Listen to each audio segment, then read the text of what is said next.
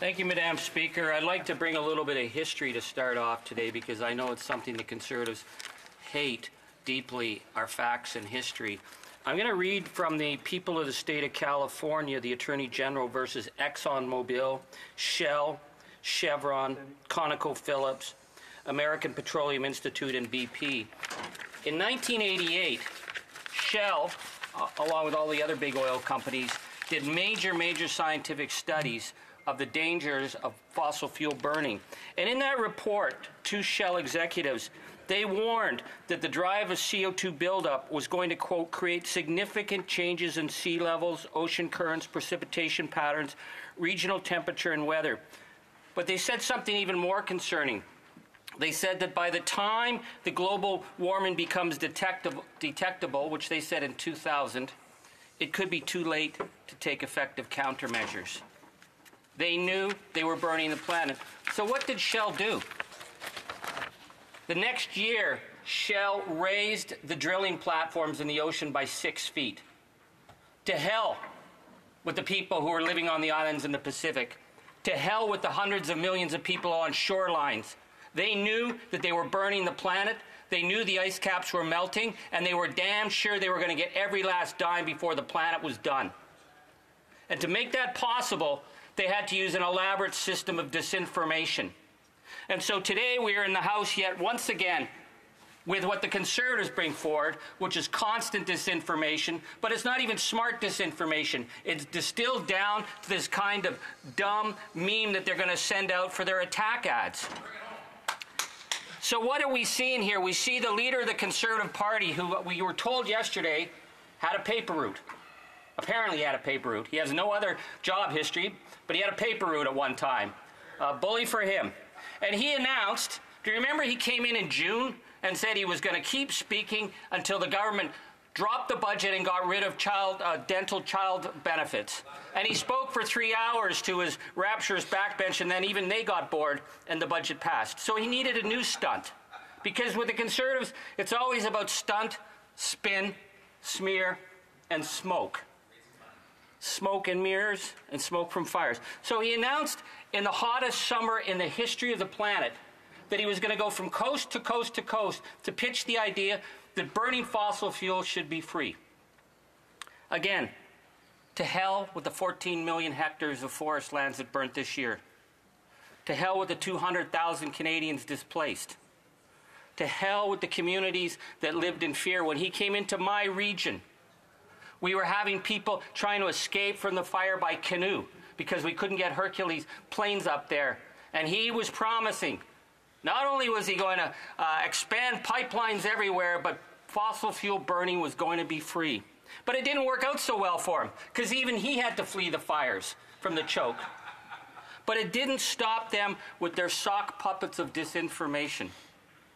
The member for Kelowna, who as her community was burning, was going on about making fossil fuel burning free, the disconnect, the disinterest in keeping people safe and recognizing that there is a direct link between fossil fuel burning and the destruction of our environment. The member for Kelowna would rather promote the sock puppet messages from the Conservative War Room than protect her own people. And I mentioned the member for Kelowna because just recently, the West Kelowna Fire Chief, Jason Bruland, spoke at the United Nations. This is what leadership is. He said that climate change became very real for West Kelowna. He said that the scope and scale for us to fight is nearly impossible to be successful against because of the changing climate leading to conditions it's making it easier for fires to burn and grow. And he asked the simple question, why are we spending money fighting fires when we should be spending money dealing with climate change? But you wouldn't hear that from the member for Kelowna because she is a loyal sock puppet of disinformation for the Conservative Party office. The new member for Calgary Heritage, his very first speech in the House, he was going on about the rise of the price of potatoes, and he blamed it on a carbon tax. But you know, in Calgary, they get their potatoes from Idaho. There's no carbon tax here. That doesn't matter to Conservatives because facts is something they're deeply opposed to. Facts makes them angry. They need spin. So what caused the rise of price of potatoes in Calgary Heritage? It was the droughts and the wildfires in the western United States. But they don't want us to hear that. So here we are with this motion that's not a credible motion. It's more just like political toxic gibberish, which is what we've come to expect. But what they're failing to deliver for Canadians, as well as leaving our children and our grandchildren to deal with a planet that is now on fire, is they're missing and deliberately undermining the opportunities. I want to just say one more thing for people to understand how serious it is. The EU just released its graph on Canada's forest fire average. In the last weekend, just 3 days over this past weekend, Canada pumped more than 50 megatons of carbon into the atmosphere from wild, out-of-control forests. That's more than what we would normally put in a year, and this is at the end of September. They know the planet is on fire. To hell with the planet, to hell with the truth. And yet at the same time, this past week, the International Energy Agency said the explosive growth in renewables does give us a fighting chance against the 1.5 barrier. It does give us a chance. That what we're seeing around the world is a huge investment in renewables. And yet, this conservative government or party, at every level, they try and stop and delay and deny the ability of Canada to participate. I would offer my friends to look at Texas. I mean, Texas is so right-wing, it would fit in right comfortably with the Conservatives. Texas got through the death-causing heat wave because of the massive amount of solar that's online right now in the state of Texas. Over 890,000 jobs in Texas in clean energy. More and more coming on stream all the time. Yet the Conservatives don't want people to hear that.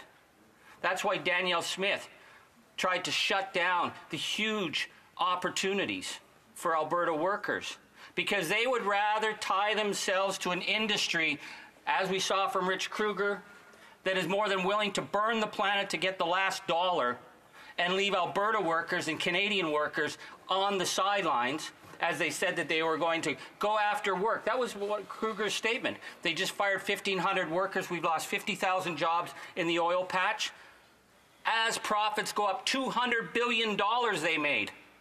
They made $200 billion while our planet burns, and they're not putting any of it back in. They expect the taxpayer to pay for their carbon capture, and they're firing the workers. And so the Alberta energy workers came forward and said they wanted a vision to get into the huge opportunities in clean energy. And all we've seen from the Conservatives is absolute ridicule. Madam Speaker, people will look back on this era and wonder whether or not there were any leaders willing to stand up to protect the future of the planet, because the planet is in crisis now. And if you ever want to hear laughter from the Conservatives, talk about the planetary crisis, because it's to hell with the planet, to hell with our burning forests, to hell with the people who are living in the coastal regions like in Nova Scotia this last weekend, where we had 2 years in a row catastrophic hurricanes. They would rather leave people to that fate than actually be part of the solution that the rest of the world is embracing and moving ahead. It's about ideology. It's about disinformation. It's about rage farming, because they believe if they run disinformation and get people angry and spin disinformation, that the member who lives in Stornoway will become Prime Minister. To hell with the planet. To hell with our children. To hell with our burning forests. So, Madam Speaker, we need to come together and show a better vision. And what we've seen right now in the United States with Biden's massive investments in clean tech, it's leaving us at the side of the road. You see the Conservatives ridiculing the investments in the battery plants. We either compete or we're left at the side of the road. But to hell with the workers. To hell with the future economy. To hell with our planet. It is about rage farming. It is about obstructing anything that we are doing as a nation to live up to our global obligations and to preserve this planet for our children. Questions and comments. The Honourable Member for Regina Leeuwen. Thank you very much, Madam Speaker. And I listened to that member's speech, and speeches like that are why he's going to lose a seat in Timmins James Bay, because to him, to hell with his constituents. He doesn't care what they have to say, Madam Speaker. We've been up there. We know that they have an affordability crisis, and he spent the last 10 minutes rage farming, talking about, oh, conservatives don't care about the environment. Conservatives don't care about children. I have 3 children. What a ridiculously stupid comment by that member to say that we don't care about children. Can we avoid the insults, please? The honourable member knows that is actually going overboard. The honourable member for Regina Luan. Comments can be stupid, Madam Speaker. I didn't call the member that. So I think sometimes when people do say things on this floor, like we don't care about children, Madam Speaker, that is ridiculous. So my question to the member would be, has his constituents from Timmins James Bay talked about the affordability crisis, and how much has the food bank usage gone up under his watch? Member for Timmins James Bay. Well, thank you, Madam Speaker. Yes, they come to Rage Farm in Timmins and they refuse to meet with the Cree, the Ojibwe, the Algonquin people. They never will meet with the Indigenous people in the riding. They don't seem to think they count. But yes, let's talk affordability. What is the price for a Chassange Montrachet? Bottle of wine, $818. Le Passage de Co, $265 a bottle.